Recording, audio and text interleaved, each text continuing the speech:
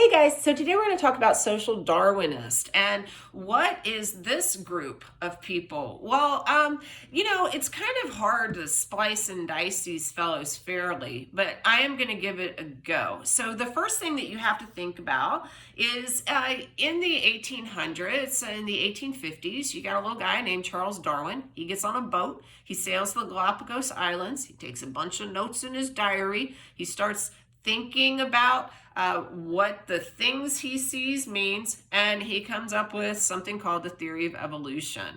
By the way, the theory of evolution is received quite well in the world. No one really has a problem with it.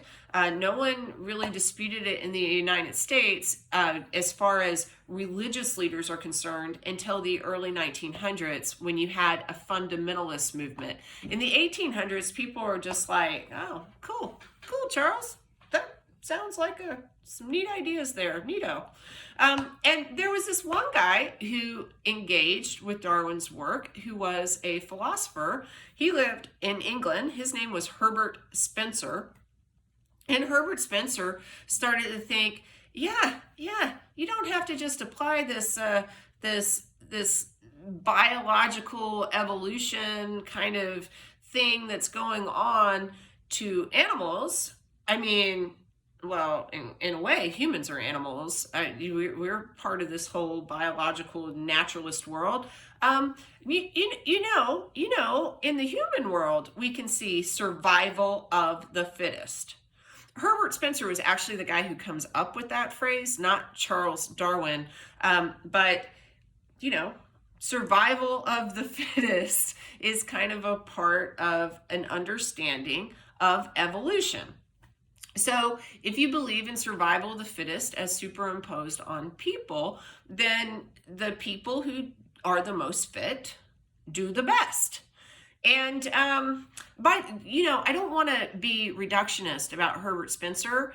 If you take a philosophy class and you can dig deeper into what he thought, he was a big utilitarian. He was influenced by John Stuart Mill, who is very important to us today. But this is where this comes from, survival of the fittest. What economic system really kind of goes like a puzzle piece with this concept? Well, that would be capitalism, right? Because whenever you think about human beings, businesses really are about survival of the fittest when we look at free markets. If your business doesn't fulfill some needs, if it's not very robust, whatever, it will die. That's just what happens. You have to be able to evolve continuously. We talked about creative destruction already. You don't want to be destroyed. So you are constantly innovating inside your company so that you can survive, right? So in the United States, people kind of start thinking during the Industrial Revolution. You got capitalism just going gangbusters, and you've got businesses popping up, and we got lots of wealth being created. That Herbert Spencer has some good ideas. And there's a fellow named William Graham Sumner who works at Yale in a department that is going to be focused on sociology. And he becomes the most famous American social Darwinist. Now, he would not have recognized this term. Herbert Spencer would not have recognized this term. They were not walking around with "I'm a social Darwinist" t-shirt. That phrase was used in Europe in the 1800s, but it wasn't popularized until the 30s or 40s in the United States, and really everywhere, until a historian named Richard Hofstadter started using it, wrote a book about social Darwinism.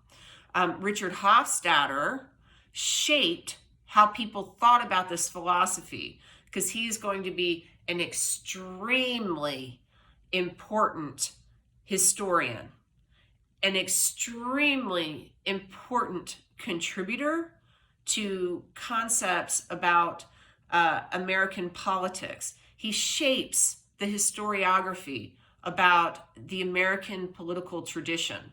So understand, again, social Darwinists, they're not running around saying, I'm that. This is just someone splicing and dicing them later. Well, anyway, so William Graham Sumner, what does he think? Well, he thinks a whole bunch of things, and we shouldn't reduce him down either. He's known for not loving imperialism. He doesn't believe in something called ethnocentrism. He